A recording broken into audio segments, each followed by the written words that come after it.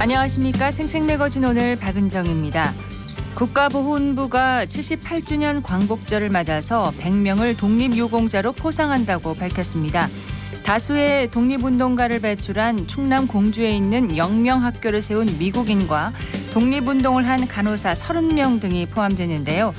정부가 지금까지 포상한 독립유공자는 전국적으로 17,700명이 넘지만 그중 주인에게 전달되지 못한 포상도 상당수라고 합니다.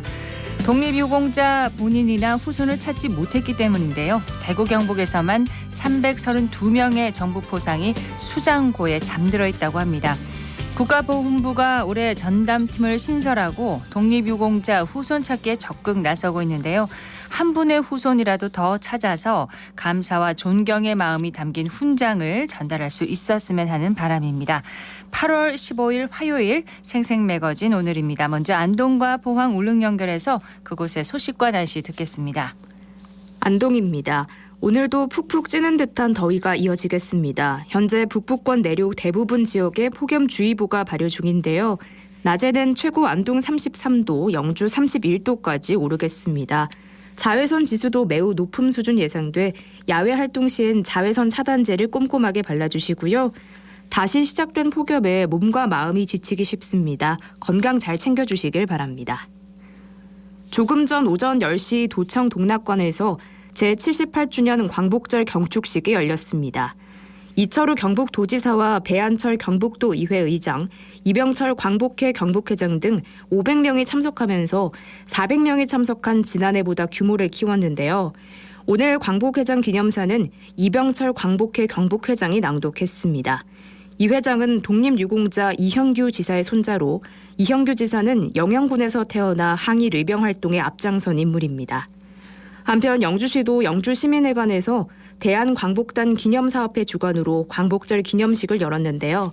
부대 행사로 대한광복단의 기록을 전시하는 대한광복당 10년 독립전쟁을 이끌다라는 주제 특별전도 오는 19일까지 진행됩니다. 이번 특별전은 지역에서 국내 최초로 결성된 무장 독립운동 단체인 대한광복단의 10년사를 기록화하고 단원들을 재조명하기 위해 마련됐습니다. 경북 독립운동 기념관 또한 영양 출신의 여성 독립운동가 남자현 열사의 순국 90주년을 맞아 특별기획전을 개최했습니다. 지금까지 안동이었습니다. 이어서 포항입니다. 폭염특보가 해제된 경북 동해안 지역 오늘은 낮 기온 28도 안팎으로 내륙 지역보다는 비교적 기온이 낮겠습니다. 다만 바람이 많이 불겠는데요. 내일까지 순간풍속 초속 15m 이상으로 강한 바람이 예상됩니다. 시설물 관리 잘 해주시고요. 동해안에는 너울성 파도가 강하게 밀려들면서 이 너울이 갯바위나 방파제를 넘을 수 있겠습니다. 휴가철을 맞아 해안가로 피서 계획 세우셨다면 안전사고에 유의하시기 바랍니다. 제78주년 광복절을 맞아 경주에서도 다양한 활동이 진행되고 있습니다. 경주시 월성동 새마을분여회 회원들이 월성동 새마을동산 일원에서 태극기 달기 운동과 함께 환경정비를 진행했는데요. 배반동에 조성된 새마을동산에서 태극기와 새마을기 개양대를 점검하고 새로운 태극기를 설치했고요. 새마을동산 일원에 버려진 쓰레기를 줍고 잡초를 제거하는 등 환경정비 활동도 펼쳤습니다. 새롭게 설치된 이 태극기를 보게 될 많은 분들이 순국선열과 애국지사의 고귀한 뜻을 기억하면서 애국심을 제고하는 뜻깊은 계기가 됐으면 좋겠고요. 청취자분들도 일제로부터의 해방과 대한민국 정부 수립의 기쁨을 기념하는 오늘 이 태극기 개양에 동참해 주시면 좋겠습니다. 지금까지 포항이었습니다. 이어서 울릉입니다. 울릉도와 독도의 하늘은 흐리고 약한 비가 단속적으로 내리고 있습니다. 현재 울릉도와 독도에 강풍주의보가 내려진 가운데 순간 풍속 7.4m 이상의 바람이 불고 있습니다. 강한 바람과 함께 더위는 한풀 꺾인 상태인데요. 현재 기온은 어제보다 6.2도 낮은 23도, 습도는 97%입니다.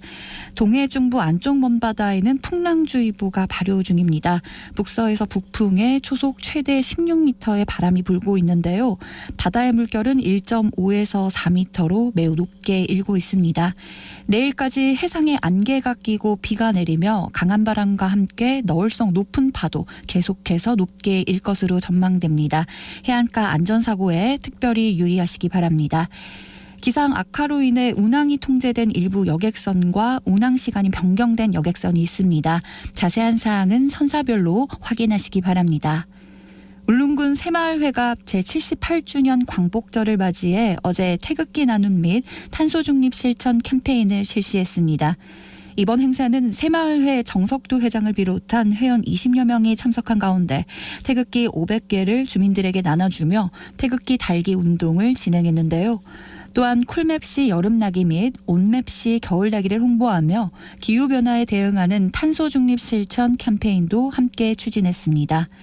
울릉군은 전 군민의 나라사랑 품격을 높이기 위해 캠페인을 실시한 울릉군 새마을회에 감사 인사를 전하며 이번 행사를 계기로 국기에 대한 관심이 높아지고 각 가정에서 태극기 달기에 적극 동참해 나라를 사랑하는 마음이 널리 퍼져나가기를 바란다는 뜻을 전했습니다. 지금까지 울릉이었습니다.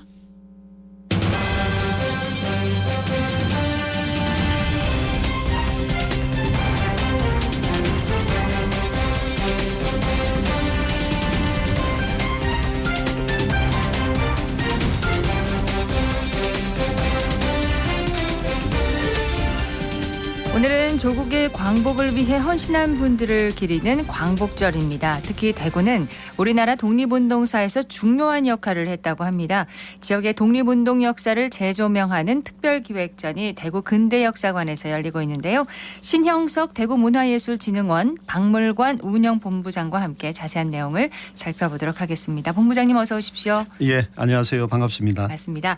대구 근대역사관 소식을 전하려고 하는데 대구문화예술진흥원 박물관 운영본부장께서 나오셨어요.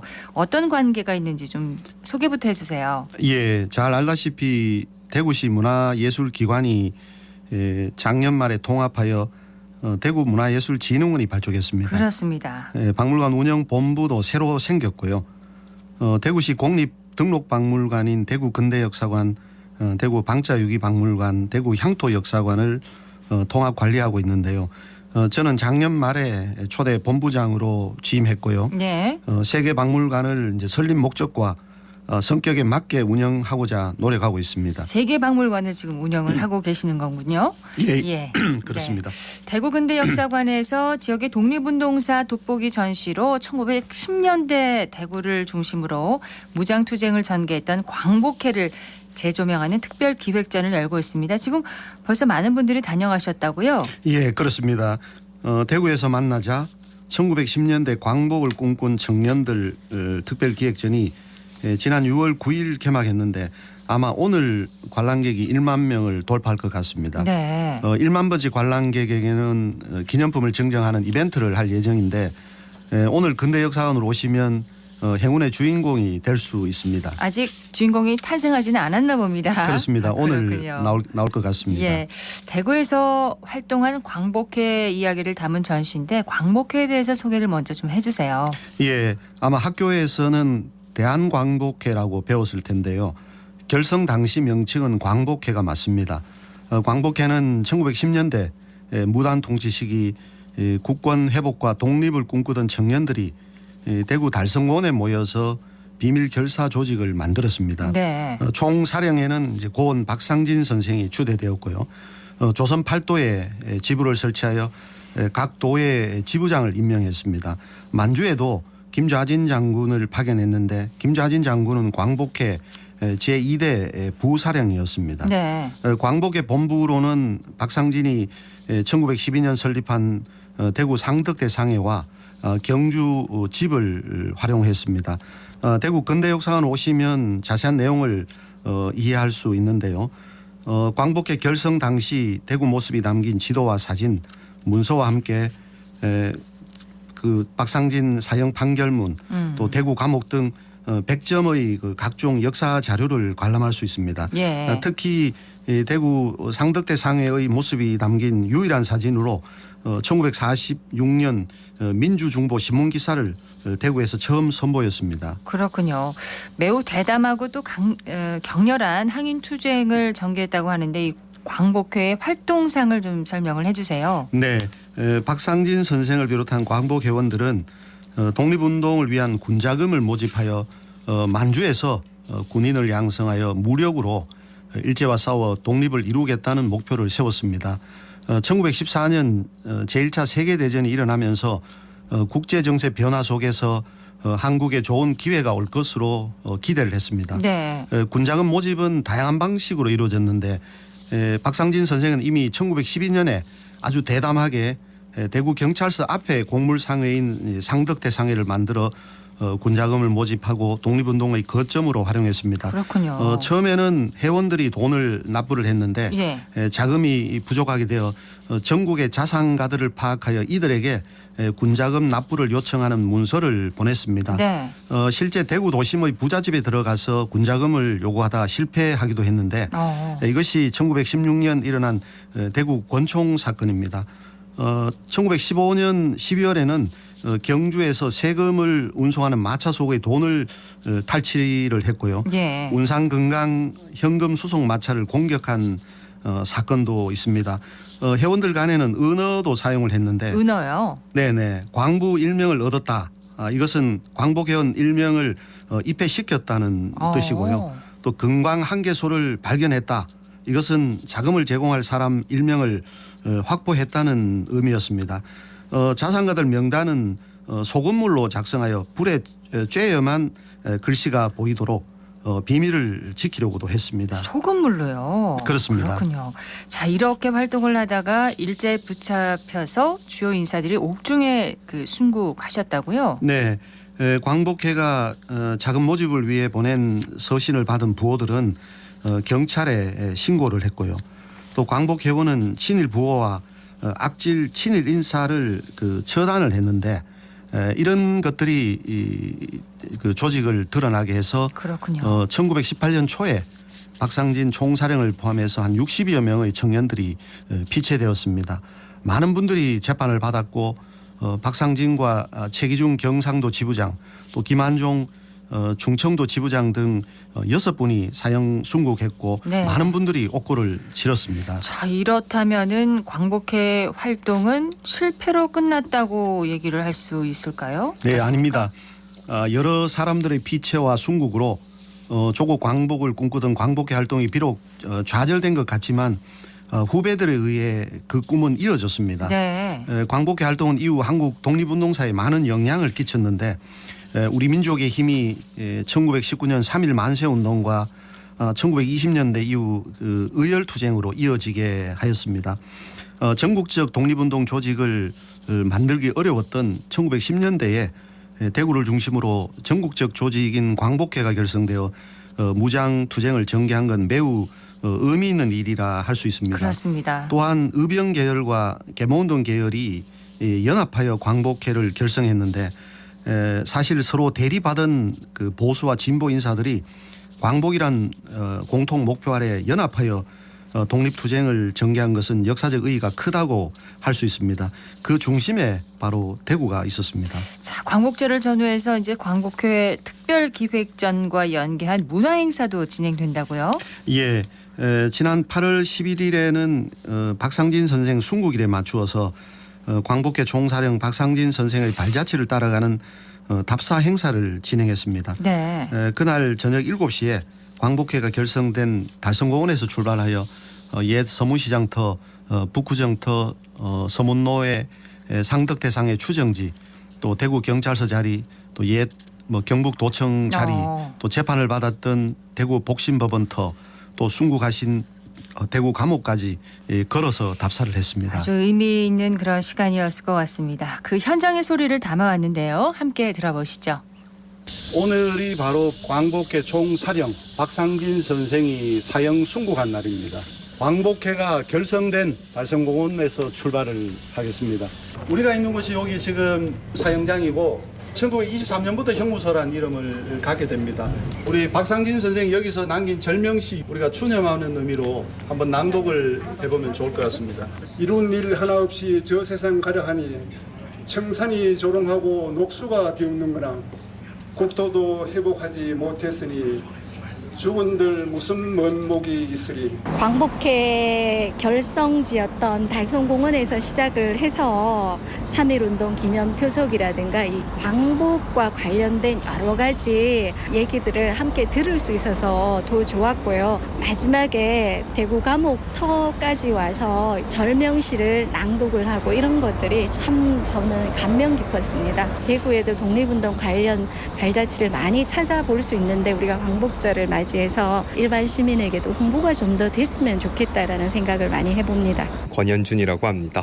박상진 의사가 조국의 광복을 위해서 끝까지 노력하시고 순국하셨던 그 길을 걸으면서 마음이 무거웠으면서 또 한편으로는 그런 분들 덕분에 우리가 이렇게 행복하게 지금을 누리면서 살고 있는 게 아닌가라고 그런 생각이 들어서 참 감사한 마음이 많이 들었었습니다. 1910년대 대구가 독립운동의 중심지였지만 많은 사람들이 잘 모르는 것 같더라고요. 이와 관련해서 많은 프로그램이나 체험들이 진행되어서 전국적으로 이러한 자랑스러운 대구의 근대 역사가 널리 알려졌으면 좋겠습니다. 예, 광복회 총사령관이었던 박상진 의사의 발자취를 따라가 본 답사였는데 박상진 의사는 어떤 분이셨습니까? 예, 박상진 선생은 1884년 울산에서 출생하여 4살 때 경주로 이주하여 성장을 했습니다. 청소년 때 왕산 허위 선생을 만나서 사제관계를 맺었고 예. 인생의 방향이 크게 바뀌게 됩니다.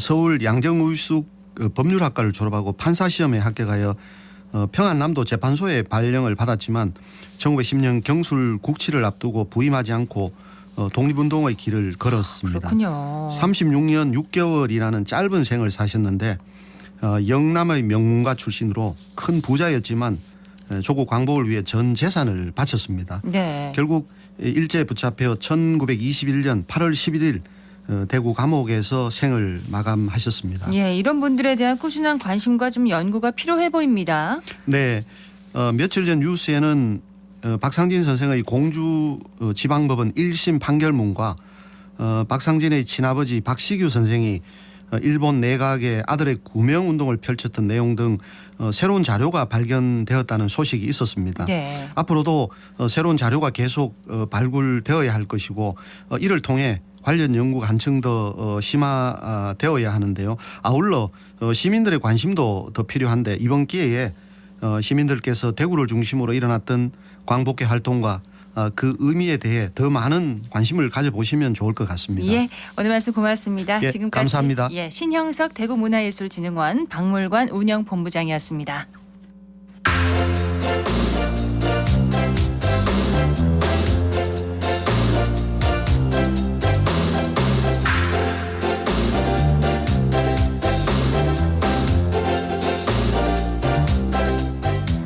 (11시 23분) 지났습니다. 78주년 광복절을 맞아서 곳곳에서 기념 행사들이 열리고 있습니다. 박나인 리포터가 대구시 북부도서관에서 열리고 있는 8.15 광복절 기념 행사에 다녀왔다고 합니다. 어서 오세요.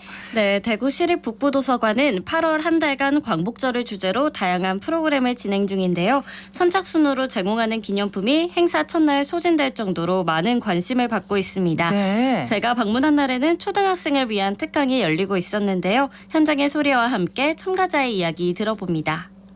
자, 영상을 잘 봤다면은 선생님 질문 답을 할 수 있을 것 같아요. 자, 경술국치날은 아마 뉴스에 틀면 나올 거예요. 이것을 나누어 먹으면서 다시는 나라를 이렇게 뺏기지 맙시다라고 다짐을 하면서 먹는데요. 자, 1번 차가운 물을 나눠 마신다. 한 명 좋습니다. 자, 두 번째 차가운 죽을 나눠 먹는다. 한 명. 나오는가 고깃국인 거야. 자, 3번 차가운 고깃국을 나눠 마신다.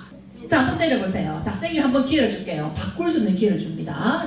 우리나라를 구하기 위해서 목숨을 걸고 싸우고 독립운동 하신 분들이 생각났어요. 그 중에서도 윤동주가 제일 기억에 남아요. 독립운동가에 대한 게 적혀있는 노트 같은 걸 직접 만들었어요. 이것은 역사가 가장 기억에 남았습니다.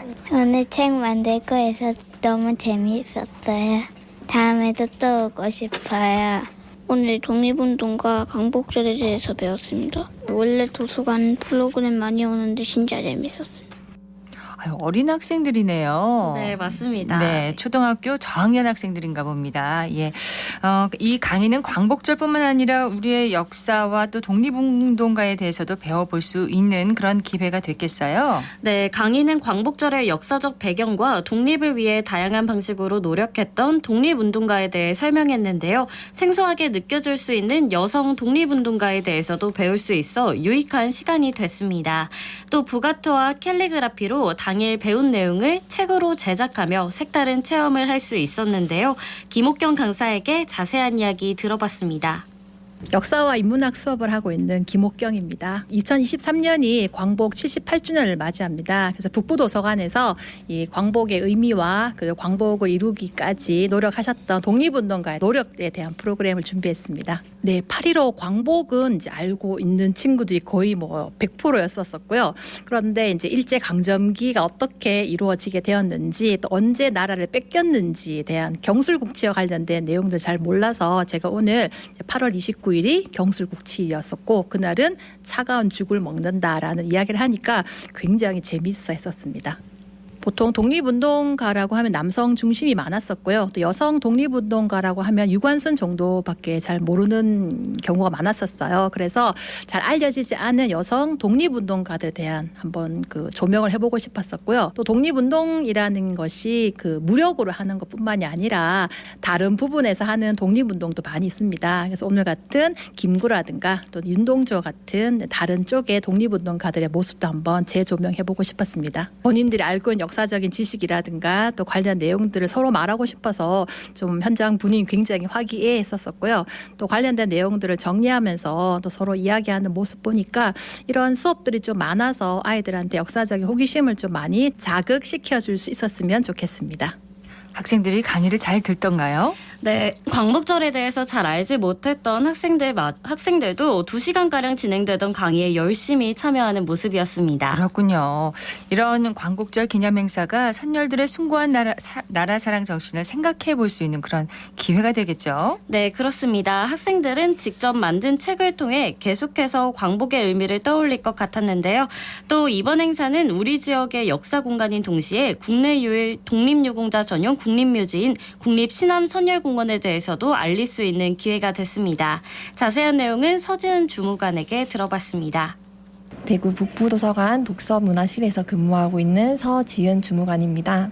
네, 저희 북부도서관은 특히 학생 이용자들이 좀 더 많은 편인데요. 광복을 맞아 도서관을 찾은 학생과 학부모님들이 독립운동가에 대해서 배우고 이해할 수 있는 좀 더 교육적인 뜻깊은 시간을 보낼 수 있도록 하기 위해서 이번 행사를 기획하게 되었습니다. 8월 한 달간 학생과 대구 시민들이 참여할 수 있는 광복절 기념행사를 운영하고 있습니다. 부도서관 로비에서 독립운동가 초상화 그리기 행사를, 어린이 자료실에서 3D 입체 교구로 만나는 광복절 행사를 통해 이색 체험의 기회를 제공하고 있습니다. 또한 11일에는 책을 읽고 부가트 활동으로 광복의 의미를 되새기는 시간을 가졌습니다. 광복절 행사를 통해 그냥 지나칠 수도 있는 국가기념일의 의미를 한 번 더 되짚어보는 시간이 될 것이라 생각합니다. 특히 이번 행사에서는 대구지방보훈청과 연계하여 국립시남선열공원 모형 입체 교구를 배부하였는데 대구 지역의 역사적인 명소에 대한 시민들의 관심을 유도하는 홍보 효과도 함께 기대합니다.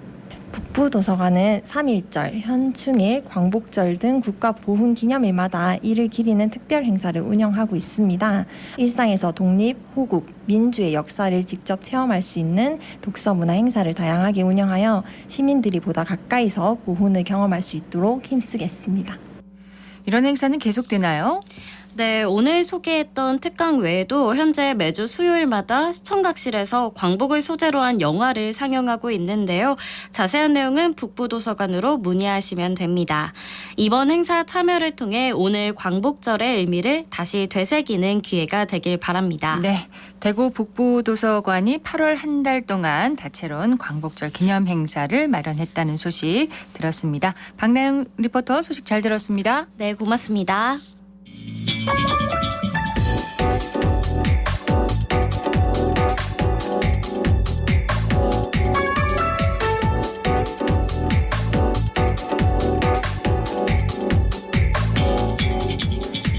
묻고 듣고 생각과 마음을 나누는 방송 지금 여러분께서는 대구 경북을 보고 듣는 생생 매거진 오늘을 함께하고 계십니다.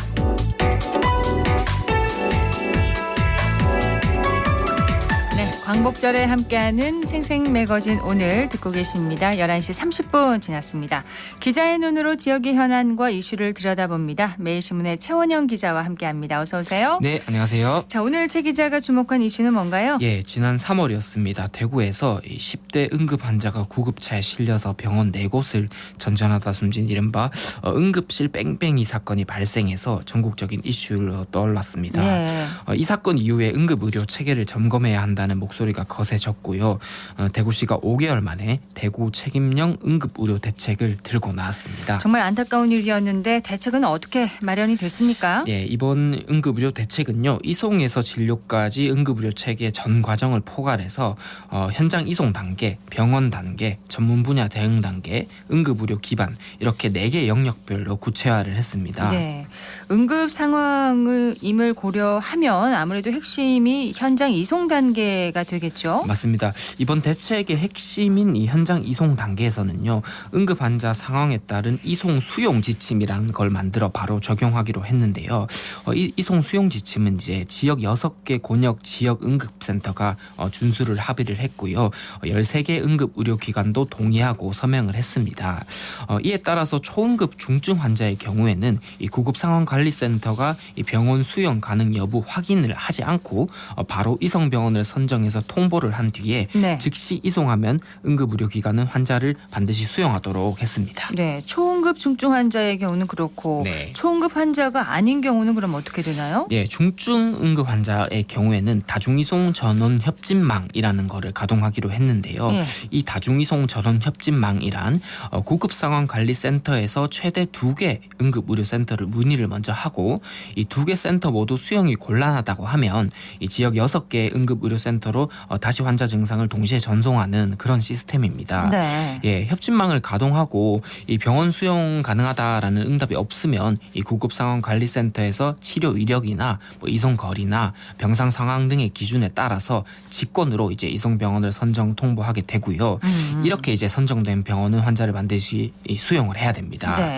그리고 조금 더 덜한 경증 환자의 경우에는 이제 119 구급대에서 종합 상황판을 확인을 하고 이 응급의료 기관급 병원으로 전화 문의 없이 이송하도록 했습니다. 그래서 대구시는 초응급 중증 환자와 이제 중증 응급 환자의 이제 이송 기관 선정에 대구 소방안전본부 구급상황관리센터 역할이 커진 만큼 현재 4개 팀 12명의 조직을 4개 팀 21명으로 조금 더 확대해 운영하기로 했습니다. 예. 그 현장 이송 단계는 그렇고 네. 그러면 병원 단계에서는 뭐 바뀐 것이 있습니까? 맞습니다. 병원도 중요한데요. 이 병원 단계 대응에서는 2026년까지 대구 의료원을 이 지역 응급의료기관에서 지역 응급의료센터로 이 격상을 해서 현재 6곳을 7곳으로 조금 늘리기로 했습니다. 네. 그리고 종합병원급에서 이 중증 환자가 상급 종합병원으로 이제 전원 병원으로 옮기는 것이 어려웠던 문제를 해결하려고 올해에는 지역 응급의료 협력 네트워크 운영 계획도 수립하기로 했고요. 이거는 이제 2024년 내년 하반기부터 본격적으로 운영할 계획입니다. 그리고 응급실 미수용 환자 사례 관리를 또 위해서 이 지역 응급의료센터가 8월부터 이달부터 응급실 미수용 환자 관리 대장도 작성하기로 했고요. 예. 이를 바탕으로 정기적으로 회의를 열어서 개선 방안도 좀 정기적으로 검토하기로 했습니다. 특히 19개 지역 응급의료기관 평가를 또 이달부터 다음 달까지 진행을 해서 이제 법정 의료 인력 확보를 했는지 등을 좀 명확히 확인을 하고 응급의료기관 관리에 좀 소홀함이 없도록 대구시가 할 계획입니다. 자, 그 다음 3번째 단계가 전문 분야 대응입니다. 네. 이 전문 분야 대응책을 마련하겠다는 건데 이건 어떤 내용인가요? 예, 3번째 단계 이제 전문 분야 대응책 마련 단계에서는 소아 응급의료 대응을 위해서 이제 야간 진료가 가능한 달빛 어린이 병원을 이제 2024년까지 2개에서 3개로 한 개 더 확대를 하고요. 24시간 소아 응급 진료 지원 사업이란 것을 이제 다음 달부터 시작을 해서 야간 시간에도 이 소아가 응급실을 이용할 수 있도록 인프라 강화에 나서기로 했습니다. 네. 그리고 이제 가장 이제 응급 의료가 필요한 심내혈관 질환 이 응급 환자의 경우에는 전문 진료가 꼭 필요하기 때문에 곤역 심내혈관 센터 운영과 함께 또 119가 심내혈관 환자 이송 시에 환자 정보를 병원으로 직접 전송하는 단디 앱이라는 걸 통해서 환자가 응급실에 도착함과 동시에 전문적인 치료를 받을 수 있도록 할 계획입니다. 단디 앱이요? 네, 단디 앱. 그리고 교통사고나 추락 등에 따른 중증 외상 치료의 경우에는 지역 외상위원회와 이 곤역 외상센터 그리고 지역 응급의료기관 간 연계를 해서 이 외상 환자 관리 효율성을 좀 높이기로 했고요. 그리고 자살 시도자와 정신질환 응급 환자의 입원을 위해서 또 전국 최초로 대구의료원 생명존중센터 긴급 입원 병상이 7병상 운영 중인데 이 광역정신건강복지센터가 여기에 개입을 해서 이 응급 상황이 발생하면 1시간 내에 여기에 입원이 가능하도록 했습니다. 네, 마지막 단계입니다. 응급의료 기반을 강화하겠다고 합니다. 예, 응급의료 기관의 자료와 기관별 특성을 좀 확보를 해서요. 환자 증상에 따라서 의료기관 선택에 정확한 정보를 또 제공하고 이번 달부터 응급의료기관의 의료 인력과 시설도 조금 더 확충하겠다 이런 얘기입니다. 네. 예, 대구시는 그래서 이제 응급의료위원회와 이번에 구성된 이 병원 장급 지역 응급의료 협의체 그리고 TF의 연계를 좀 강화해서 지역 응급의료 현안에 대한 또 분석도 하고 문제점도 하고 계속해서 이제 해결을 해나갈 방침이고요. 네. 그리고 응급의료 지원단의 역할을 또 강화하기 위해서 이 대구 응급의료센터와 소방 등이 참여하는 응급의료실행위원회를 매월 한 회 정도 개최를 해서 이 분야별 사업 진행 과정도 점검하기로 했습니다. 네. 그리고 또 응급의료 이용이 또 시민이 잘 알아야 또 이용할 수 있기 때문에 대시민 홍보를 통해서 올바른 응급실 이용 문화를 정착시키기로 했습니다.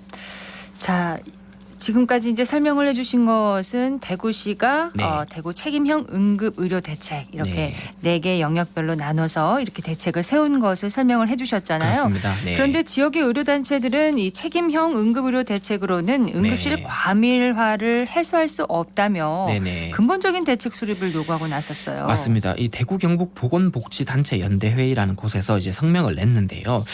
이번에 발표한 이제 대구시의 대책은 대구 지역 대학병원의 전국 최상위 응급실 과밀화 이것을 이제 유지하는 이 만성적이고 심각한 문제를 해결할 수 없는 대책이라고 이제 일단 비판을 했고요. 그러면서 이제 현황을 짚었는데 대구시 응급실 현황 발표 자료에서도 응급 사망비나 외상 사망비가 전국 17개 시도 중 가장 높다고 지적을 하면서 이 높은 사망 비율 원인 중 하나가 바로 응급실 과밀화 문제라고 현재를 일단 먼저 짚었습니다. 이게 근본적인 문제라는 거군요. 네. 그래서 이들은 이제 대구시가 응급의료 현실 문제를 파악은 하고 있는데 이에 대한 근본 문제 해결을 위한 대책은 아니다라고 평가를 하면서 대구 시민의 생명을 안전하게 지키겠다는 진정성 있는 대책은 좀 진정성 있는 근본 대책을 제시하라 이렇게 얘기를 했습니다. 예. 그럼 근본 대책은 이 의료단체들이 말하는 근본 대책은 뭔가요? 네, 제2 대구의료원 건립인데요. 이 시민단체는 대구시는 지금이라도 이제 상급 종합병원 응급실 과밀화 문제 해결을 위해서 근본 대책 중에 하나로 추진됐던 제2대구의료원 건립 사업을 좀 다시 수용해라 이렇게 건의를 했습니다. 네. 제2대구의료원 건립 문제는 홍준표 시장 취임 이후로 유보된 상태잖아요. 네, 현재 지금 철회된 상태라고 보면 되는데요. 홍준표 시장 취임 이후에 대구시가 추진하는 여러 사안들을 두고서 이제 대구시와 시민단체들이 숱한 갈등을 빚어왔는데요. 이 제2대구의료원 건립 문제도 그 중에 하나입니다. 일부 단체의 시정 방해라는 대구시의 입장도 있고 불통행정이라는 시민사회단체의 입장도 있는데 이 두 견해가 좀처럼 이제 접점을 못 찾고 있는 상황입니다. 지난 7월에 홍 시장이 이제 일부 강성노조에서 제2의료원 요구를 한다고 꼭 설립해야 된다. 그런 논리는 받아들이기 어렵다라고 공개적으로 얘기를 하기도 했고요. 네. 그래서 현재 대구시 기조는 이 제2대구의료원 계획은 일단 철회를 하고 현재의 대구의료원 기능을 강화하겠다는 그런 입장이거든요. 기능을 강화하겠다. 예. 그런데 이제 의료단체 측은 제2의료원이 꼭 필요하고 홍 시장이 대구 시민들에게 건립 필요성을 좀 한 번 더 물어보고 판단을 하자 이렇게 제안하고 있는 그런 상황입니다. 예, 말씀하신 것처럼 시민들의 좀 뜻을 묻는, 뜻을 모으는 절차가 필요한 것 같은데 그런 논의의 장이 있었나요? 예, 올해 초에 있었는데요. 지난 2월이었습니다. 이 제2의료원 그리고 공공의료 강화에 대한 이제 정책 토론회가 이 대구 문화예술회관에서 열렸었는데요. 예. 당시 발제를 맡았던 조승년 전국 지방의료원 연합회장이 이렇게 얘기했습니다. 현재의 대구 의료원 기능 강화는 좀 당연한 얘기고 의료 취약 지역인 동부권의 제2의료원 설립 또한 타당한 얘기다라고 주장을 하면서 둘 다 필요하다는 거군요. 둘 다 필요하다고 얘기하면서 제2대구의료원의 필요성을 좀 강조를 했었고요. 여기에 대해서 이제 대구시의 공공보건의료지원단 관계자는 제2대구의료원은 장기적인 마라톤이라고 비유를 하면서 현재 대구의료원을 강화하는 일은 또 단기적 과제다라고 이제 개념 정의를 했습니다. 네. 그래서 현재 의료원 기능 강화 계획이 좀 잘 실현돼서 시민들이 제대로 된 공공병원이 미치는 긍정적인 영향을 체감하는 기회가 되면 이를 통해서 제2대구의료원 건립 명분을 먼저 쌓아야 된다. 이런 네. 입장 차이를 보였습니다. 자, 대구시의 응급의료 대책을 둘러싼 논란. 자, 네. 최 기자가 보기엔 최원영 기자가 보기에는 어떻습니까? 예, 지금 민선 8기 시정이 이제 갓 1년하고 한 달을 조금 넘겼거든요. 남은 3년은 지금 대구시와 시민사회 단체가 지금까지 갈등하고 반복하는 것에서 좀 한 발자씩 물러서서 서로 좀 협의하고 포용하기를 지금 대구 시민들은 바라고 있다고 생각합니다. 네. 그런 측면에서 제2대구의료원 문제도 좀 서로 반복하기보다는 서로 이제 가능성을 열어놓고 소통하면서 좀 접점을 좀 찾아 나갔으면 하는 그런 바람입니다. 소통이 필요하다는 거군요. 네. 예. 지금까지 매일신문의 최원영 기자였습니다. 고맙습니다. 네, 감사합니다.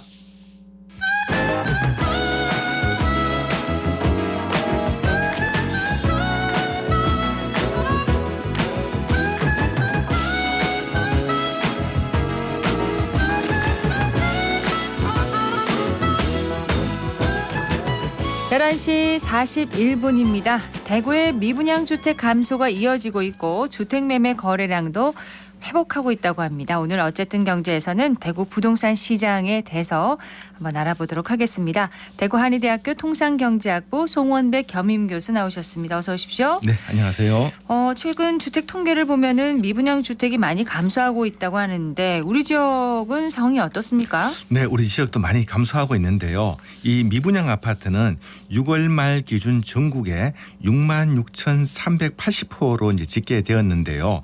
전월 대비해서 한 2,470호가 감소했습니다. 네. 이 미분양 주택 수 가운데 준공 후에도 미분양으로 남아있는 거는 9,390호로 또 전월에 비해서 500호 정도가 오히려 증가했고요. 네. 미분양 주택은 대구가 11,400호, 경북이 한 8,200호, 이제 경기, 충남이 한 7,000여호가 되고요.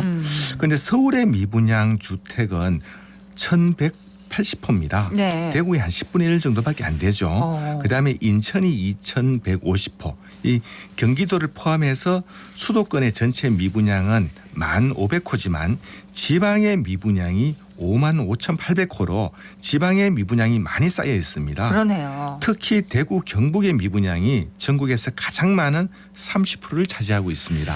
대구의 미분양 주택 감소가 이어지고는 있지만 미분양 수 자체도 전국에서 가장 많군요. 네, 미분양 주택이 많다 보니까 이번에 미분양도 많이 감소했는데요. 대구의 미분양은 5월 12,733호였던 것이 6월에는 1,324호 감소한 11,400호로 줄어들고 있는데요.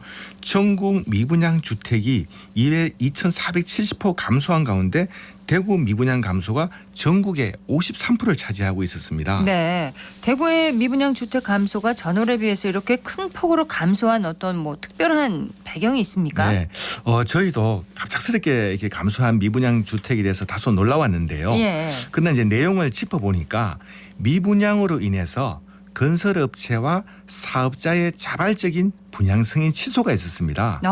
수성구 파동 수성 센트레빌 310세대와 또 남구 대명동 영대병원역 골드클래스 660세대의 분양 승인이 취소된 결과 미분양 주택 감소가 높게 나타났던 것이었고요. 네. 지난 3월에도 수성구 시지의 삼정그린코아 667세대가 10년 장기 임대로 전환되면서 미분양 주택 수에서 제외된 일도 있었습니다. 그렇군요. 이 건설 사업자의 자발적으로 분양 승인 취소된 세 곳의 사업장에서 1,637호가 미분양 물량에서 제외되었습니다. 그런데 대구는 지난 2월 미분양이 13,987호였었는데 신규 분양이 올해 들어서 올스톱되면서 6월까지 2,578호가 감소되었으나 분양 승인 취소를 제외하면 지난 4개월 동안 940호 정도의 순 감소가 있었습니다. 네. 그리고 이제 3월, 4월에는 미분양이 121호, 171호의 미분양 감소가 있었고요. 5월에는 295호, 6월에는 354호의 이제 순 감소가 이어지고 있기에 주택 시장의 분위기는 더디지만 조금씩 회복을 이어가고 있습니다. 분양 승인 취소가 있었다 이렇게 설명을 해주셨잖아요. 네. 기존의 그럼 계약자나 또 취소된 사업장은 향후에는 어떻게 되는 건가요? 네, 분양 승인을 취소한다는 것은 건설회사나 사업 주체인 시행사가 현재와 같은 방법으로는 더 이상 공사비 조달이 어렵거나 사업을 계속 이어가기보다는 중지하는 것이 더 경제적 이익이라는 판단에서 결정한 사항이라고 보입니다. 이 분양계약 체결한 분양계약자에게는 손해배상을 해야 되는데 네. 통상적으로 계약금의 배액으로 상환하고 있고요. 또 중도금이 체결된 이후에는 계약금의 배액 이외에도 특별 위로금이 전해졌을 수도 있겠지요. 지난 3월 분양 승인 취소한 CG 삼정아파트 667세대는 입주를 3개월 앞둔 시점에 10년 장기 임대아파트로 전환되면서 6월 준공하여서 현재는 전세자를 모집하고 있고요. 네. 이번에 분양 승인 취소한 두 곳은 다소 입주 시기가 남아있는 만큼 주택시장 환경을 지켜본 후에 공사를 재개할 것으로 보여집니다. 재개를 할 수도 있군요. 네. 건설사의 자발적인 분양 승인 취소 같은 사례가 다른 지역에도 있나요? 전국에서 이제 미분양이 가장 많은 지역이 대구입니다. 아주 특이한 사례라고 봐야겠지요. 있을 수는 있겠지만 흔치는 않을 겁니다. 그만큼 대구의 주택시장이 어렵다는 반증이고요. 예. 앞으로 이제 몇 년간 호전되기 어렵다는 판단의 분양 승인을 이제 취소를 선택한 것으로 보이는데 이 관련된 시행사, 건설사, 금융사 등은 이 금전적인 손실이 상당할 것으로 보이고요. 또 다른 건설사 입장에서도 대구에 신규 사업을 하기에는 당분간은 조금 주저할 것으로 보여집니다. 그러네요. 자, 우리 지역에서 지역별로 또 자세한 미분양 현황을 좀 설명을 해주세요. 네, 우리 대구에도 11,000여 세대가 이제 미분양 남아 있는데 지역으로 보면은 남구와 달서구가 2,400호, 2,300호로 많고요. 그 뒤를 이어서 수성구가 1,700호, 동구가 1,500, 북구가 1,470, 중구가 1,000. 그래도 이제 서구가 이제 한 720호, 달성구는 한 770호, 달성구는 70호 정도로 남아 있고요. 네. 우리 지역의 이제 미분양 관리 지역은 대구의 남구와 중구인데요. 이들 지역의 특성은 미분양 해소가 아주 저조한 지역입니다. 미분양 해소가 힘든 지역이군요. 그렇죠. 중구의 경우에는 1월 달에 미분양이 1,094호였던 것이 6월 현재까지 9세대가 미분양이 감소가 되었습니다. 네, 물론 남구도 중구와 별반 차이 없이 미분양 해소가 되고 있지 않은데요. 지금의 주택시장 회복은 지역별 대장 아파트나 입지와 생활 환경이 잘 거쳐진 단지 위주로 이제 미분양 감소와 거래량 회복이 되고 있고요. 네. 경북의 이제 미분양 주택 감소는 전월에 비해서는 363호 감소한 8,270호로 대구 다음으로 많은 상황이고요. 포항시와 경주시는 미분양 해소가 저조해서 여전히 미분양 관리 지역으로 지정되어 있습니다. 대구 지역의 주택시장 회복의 주요 원인 중에 하나로 신규 분양 감소 얘기도 있거든요. 얼마나 줄어들었습니까? 네, 올해의 입주 물량이 사상 최대라고 말씀을 드렸습니다. 그럼에도 주택시장은 1분기에 저점을 찍고 2분기에는 회복하고 있는데요. 가장 큰 원인이 신규 분양을 하고 있지 않다는 것이겠죠. 네. 전국에는 올 6월까지 66,400호가 분양을 했습니다. 수도권이 이제 36,600호, 지방은 이제 한 29,800호로 미분양이 적은 수도권에 더 많은 이제 분양이 이루어졌고요. 지방을 나눠보면은 부산이 한 12,300호, 충북이 4,700, 광주가 4,200호로 이제 신규 분양이 있었으나 대구는 올 상반기까지 분양 승인된 물량은 34호에 그치고 있고요. 네. 경북은 전국에서 유일하게 신규 분양이 원래 하나도 이루어지고 있지 않습니다. 아예 없습니까? 네. 그리고 대구도 1월에 청약받은 481세대의 아파트는 있었지만 지난해 연말 분양 승인 받은 물량으로 전년도 통계에 산입되어 있어 34세대의 나홀 아파트를 제외하고는 전혀 없는 실정입니다. 예, 부동산 시장에는 금매 물건이 좀 소진되고 또 가격도 오르면서 거래량도 많이 회복됐다고 하는데 실제로 그런가요?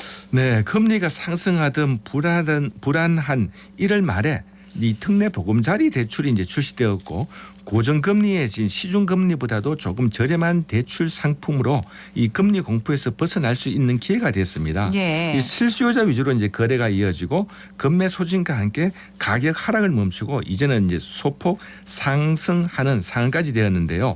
한국부동산원의 주택거래 통계를 보면 지난 1월 주택 매매 거래는 980여 건이었으나 6월에는 2,550여 건으로 2.6배 거래량이 증가했고요. 예. 또 1월부터 6월까지 거래량 감소 없이 매월 증가하고 있는데 대구의 예년 거래량까지 이제 회복한 것으로 보입니다. 그렇군요. 네. 최근 부동산 시장의 또 다른 이슈가 무량판 구조에 대한 시민들의 걱정이 큰데요. 시공상의 문제로 이렇게 공사 중인 아파트가 붕괴하는 일, 정말 후진적인 사고가 아닌가 싶어요. 네, 문제죠. 이 강주 화정동 붕괴 사건과 최근에 인천 금단 신축 아파트의 지하 주차장이 붕괴되는 어처구니 없는 일이 있었습니다. 인천 금단 신축 아파트는 한국토지주택공사가 발주한 아파트에서 철거 누락 사태가 나와서 입주민이나 무량판으로 건설한 아파트에 살고 있는 사람들의 불안이 커지고 있는데요. 예. 건설업계와 전문가들은 무량판 공법 자체는 문제가 없다고 설명하고요. 시공상의 문제점이나 불충분한 설계 도면에 문제가 있었다고 합니다. 이 아파트를 건설하는 공법이 크게 세 가지가 있는데요. 중저층의 아파트에는 일반적으로 이제 벽식 구조라고 이제 합니다. 벽식 구조요? 네, 흔히 내력벽 구조라고 하는데요. 기둥 없이 벽이 천정을 받치는 형태로 공사비는 적게 들지만 층간 소음에 취약하고요. 또 위층의 바닥 소음이 벽을 타고 아래로 전달되는 정도가 큽니다. 네. 이 두 번째는 이제 기둥식 구조인데요. 예전에 이제 학교 건물을 보시면 천정에 툭 튀어놓은 뽀가 있었지요. 또 벽에도 튀어놓는 기둥이 있었는데 이 천정에 설치한 뽀가 천정을 받치는 이제 방식입니다. 일반적으로 이제 주상복합에 많이 건설되고 있고요. 네. 바닥에 전달되는 소음이 뽀와 기둥을 타고 분산되는 효과가 있고요. 세 번째가 이제 무량판 구조는 내력벽이나 뽀가 아닌 기둥의 슬라브를 지탱합니다. 뽀를 사용하지 않아서 내부 공간 이용의 효율성이 높고 벽식 구조에 비해 슬라브를 두껍게 구성해서 층간 소음에는 유리하죠. 예, 우리 지역에도 이 준공한 일부 단지와 무량판으로 시공 중인 아파트 단지가 있다고 하니까 믿을 수 있는 조사가 좀 뒤따라야 하겠습니다. 어쨌든 경제 대구 한의대학교 통상경제학부 송원배 겸임교수였습니다. 고맙습니다. 네, 감사합니다.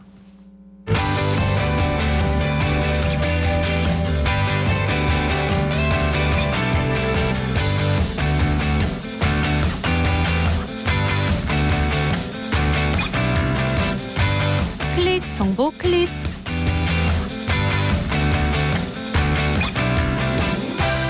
제78주년 광복절을 맞이해 오늘 대구 곳곳에서 관련 행사가 열립니다. 오전에는 국립시남선열공원을 참배하고 대구 오페라하우스에서 경축식을 개최했는데요. 정오에는 국채보상운동 기념공원에서 시장, 보훈단체장 등 100여 명이 참석해 국권 회복을 위해 헌신하신 선열들의 위협을 기리고 애국정신을 계승하기 위한 타종 행사를 엽니다. 국립대구과학관에서는 오늘 광복절 특집 퀴즈 창작놀이 프로그램이 진행되는데요. 태극기를 주제로 다양한 놀잇감을 만들어보는 체험이라고 하니까요. 아이가 있는 가정에서는 방문하셔서 광복절을 의미 있게 보내시면 좋겠습니다.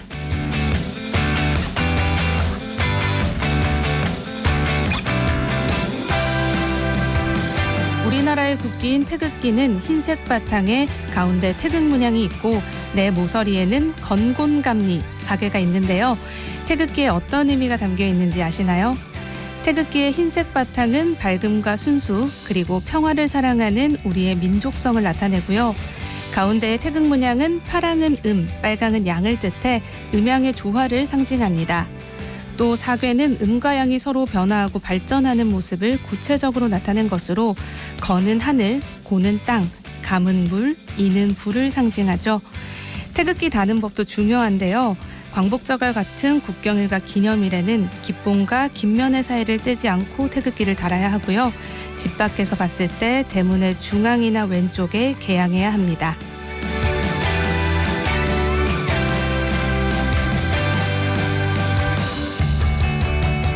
대구시는 자원봉사활동 우수체험 사례를 발굴하고 자원봉사 참여 문화를 확산하기 위해 제19회 대구 자원봉사활동 체험 사례를 공모합니다. 현재 대구광역시에 주소를 두고 1365 자원봉사 포털에 가입한 시민이라면 누구나 신청이 가능합니다.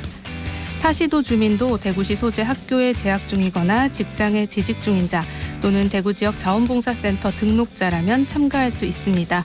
접수 기간은 10월 6일까지고요. 사회복지, 재난재해 구호, 환경보호 등 자원봉사활동 모든 분야에서 봉사활동 중 느꼈던 보람과 미담 사례 등을 산문 형식 A4 용지 3매 내외로 작성해 이메일과 우편 등으로 제출하면 됩니다. 보다 자세한 사항은 대구광역시 홈페이지를 참고하시기 바랍니다.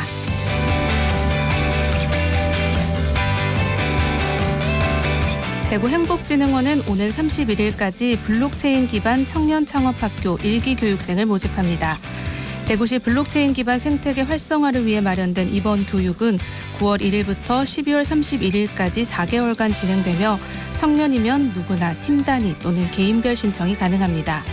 블록체인 관련 이론부터 창업에 이르는 모든 과정을 5단계에 걸쳐 지원하는 원스톱 프로그램으로 대구행복진흥원 평생학습 온라인 플랫폼에 접속 후 블록체인 검색을 통해 신청하실 수 있습니다. 지금까지 클릭 정보 클립 서유리였습니다.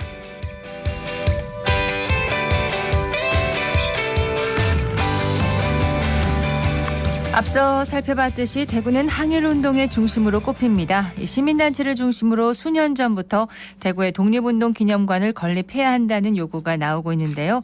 많은 시민의 목소리가 더해진다면 선열들에게 부끄럽지 않은 기념관을 세울 수 있지 않을까 싶습니다. 오늘 대구 경북 지역 구름 많은 가운데 내륙을 중심으로 낮 기온이 34도까지 올라 무덥겠습니다. 지역 곳곳에 폭염주의보가 내려져 있는데요. 온열 질환 걸리지 않도록 건강관리 계속 유의하시기 바랍니다. 생생매거진 오늘 여기까지입니다. 박은정이었습니다. 고맙습니다.